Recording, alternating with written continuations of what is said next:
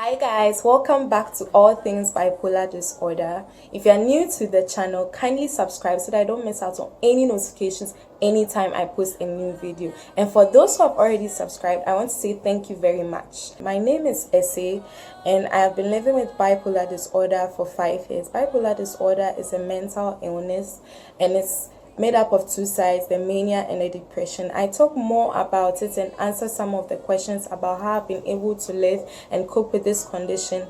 I'm going to put the links up so that I can check out those videos.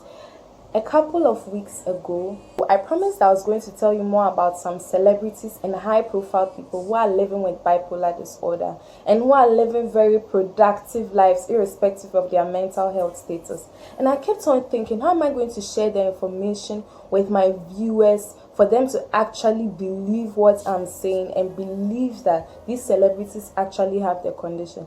And what better way will it be than for them to tell you about their condition themselves? So I'm going to interview these celebrities right from my room in Ghana. Let's get started. So my first guest is Jenifer Lewis. Jenifer Lewis is an actress, singer, activist. She calls herself the mother of Black Hollywood. I'm sure some of you have seen her in Blackish. That's if you watch Blackish.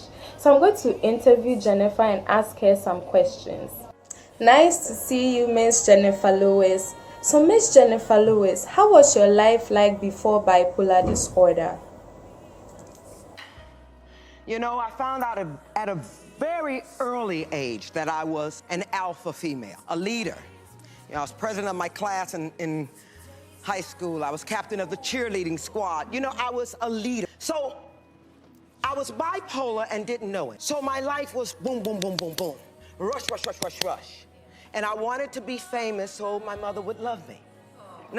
My next question, Miss Lewis, how was Mania on your manic episodes? How were they like for you? Because for me, I used to go on shopping sprees and just wipe my bank account, wipe anything I have money in. I just clearly, like, how was yours like? You know, mania is a tricky thing. Mania usually came in the daytime for me, when the sun was out and people were out in New York, and, you know, I could just mix in and blend in. And a lot of people in show business are bipolar because we can hide that edge, you know, that Robin Williams. So, but what happens is that it becomes dangerous.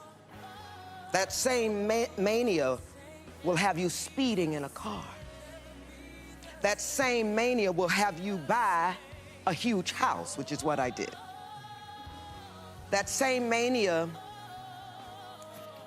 will have you shopping and buying the whole store. That same mania causes addictions.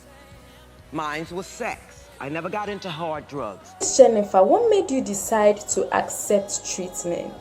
Well, you just get sick and tired of being sick and tired. Once you've hurt yourself so much, you look in the mirror one day and you just say, that's enough.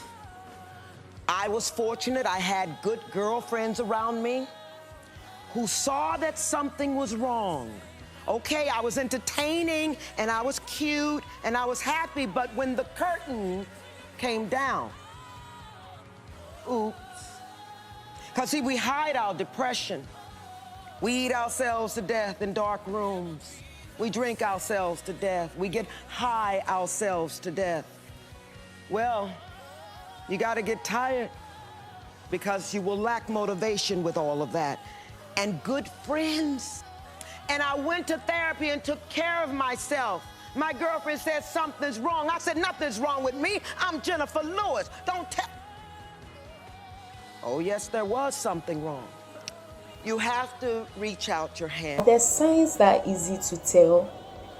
You know if your girlfriend hasn't come out of the house in 2 weeks. Something's wrong. That uncle in the basement, that aunt in the attic that never comes out. Something's wrong. If you walk past a house in your neighborhood and the lawn is not well kept and mail and papers are piling up, something's wrong. And this country right now, with what we're going through, we've got to pay attention to each other.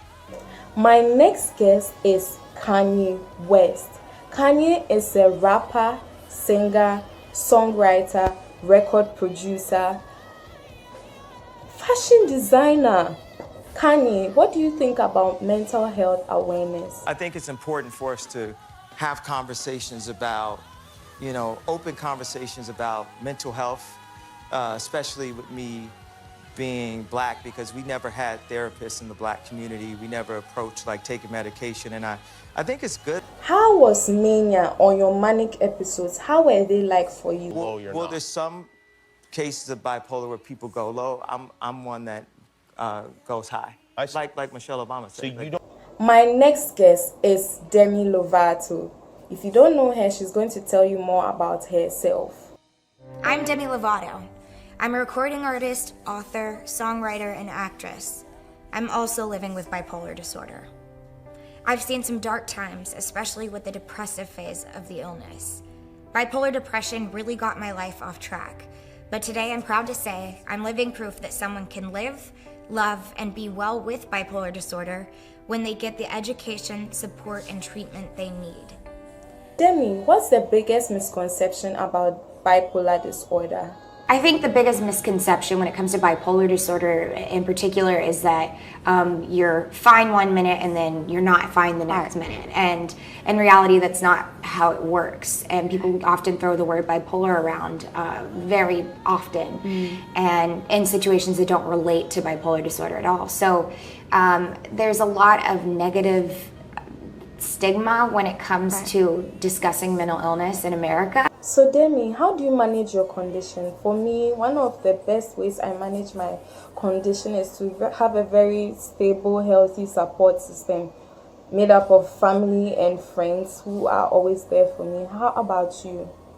I take it one day at a time, and I do things for myself that make me feel good. So if it's working out that makes me feel good, I make sure that I get in a good workout. If it's taking care of myself where I see my therapist or see my psychiatrist, I make sure that I do those things in order to maintain a healthy mind.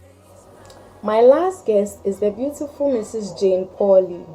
So Mrs. Jane Pauley, how was it like to be diagnosed with bipolar disorder, especially at your age, being 50 and all that? How was it like?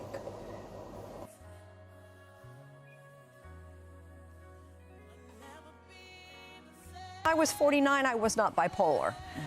When I was 50, I was. I was switched, flipped. These are medical terms of art. Treated for hives, medication that wouldn't have been given to someone, at least without protection and careful observation. If a doctor had reason to think that there was family history or prior history with a mood disorder, I didn't have that. Mrs. Jane Pauley, can you tell us your journey after being diagnosed with bipolar disorder? I changed. It didn't change for me. It actually got better. The side effect of the steroids for hives was was depression, treated with antidepressant. And then over time, it worked, and I got better and felt much better, and then felt really great, and then started having plans and other behaviors that my husband didn't know who I was. So that when I finally, when the doctor finally recognized, oh, I know what's going on here. This is bad. He called my husband and he said, your wife is very sick. And Gary was almost relieved because to know that there was a diagnosis. Well, maybe someone can help get my wife back. Thank you to everyone for watching, and thank you so much to my guest. This is just to prove that life after a diagnosis is not a death sentence. It's actually the beginning of more fruitfulness. You can do everything beyond your imagination, and your dreams do not have to go out through the window because of a mental health diagnosis. Kindly share this video, like, subscribe, tell a friend to tell a friend.